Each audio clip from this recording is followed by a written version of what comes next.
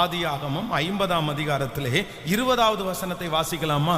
50ஆம் அதிகாரம் ஆதியாகமம் 50ஆம் அதிகாரத்திலே 20வது வசனத்தை சேர்ந்து வாசிக்கலாம்.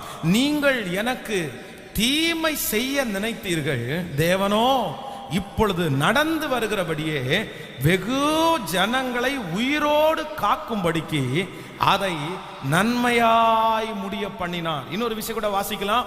நீங்கள் எனக்கு தீமை செய்ய நினைத்தீர்கள், தேவனோ இப்பொழுது நடந்து வருகிறபடியே வெகு ஜனங்களை உயிரோடே காக்கும்படிக்கு அதை நன்மையாய் முடிய பண்ணினார். கவனிங்க ஆண்டவருடைய பிள்ளைகளே, இந்த இடத்திலே ஒரு சம்பவம் நடக்கிறது. என்ன சம்பவம் அப்படின்னா, நெடுநாளுக்கு பிறகு நடக்க போகிற ஒரு காரியத்தை குறித்து ஒரு பெரிய கலக்கம் அந்த இடத்துல உண்டாகிறது. யோசேப்பினுடைய சகோதரர்கள் அவனை குழிக்குள்ளே போட்டு திரும்ப எடுத்து மீதியானுடைய கையிலே விற்று போடும்போது அங்க இருக்கிற எல்லாருடைய மனசுல என்ன இருக்கு அப்படின்னா, இவனை கொன்னு போடுறதும் இவனை வித்து போடுறதும் ஒண்ணுதான்.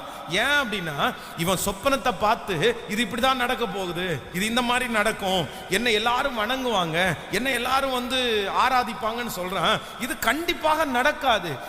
இவனை மட்டும் நம்ம விற்று போட்டோம் அப்படின்னா இவன் எதிர்காலத்துல ஒன்னும் இல்லாம மாறிடுவான் அப்படின்னு யோசேப்பை விற்று போடுகிறார்கள். இப்பொழுது யோசேப்புக்கு கூட தன்னுடைய எதிர்காலத்தை நினைக்கும் போது ஒரு பெரிய கலக்கம் வருது. என் எதிர்காலத்துல என் சொப்பனை நடக்காதோ, நான் பார்த்ததெல்லாம் மாறி போயிருமோ, எங்க அப்பா கூட இருந்தா நடந்திருக்கும், எங்க குடும்பத்துல இருந்தா நடந்திருக்கும், ஆனா நான் தான் இப்ப விற்கப்பட்டிருக்கிறேனே, நான் தான் இப்ப அடிமையா இருக்கிறேனே. ஆனால் யோசேப்பினுடைய முடிவில் அவர் என்ன சொல்றார் அப்படின்னு சொன்னா, நீங்களோ எனக்கு தீமை செய்ய நினைத்தீர்கள், கர்த்தரோ வெகு ஜனங்களை உயிரோடு காக்கும்படிக்கு அதை நன்மையாய் முடிய பண்ணினார். நீங்கள் கலங்கி கொண்டிருக்கிற அந்த காரியம், எதிர்காலத்தை குறித்து எந்த காரியத்தை குறித்து கலங்கி கொண்டிருக்கிறீர்களோ, இப்படி நடக்குமோ அப்படி நடக்குமோ என்று நினைக்கிறீர்களோ, கர்த்தர் இன்றைக்கு வாக்கு கொடுக்கிறார், அது தீமையாய் அல்ல நன்மையாய் முடிய போகிறது. அந்த காரியத்தை கர்த்தர் நன்மையாய் முடிய பண்ண போகிறார்.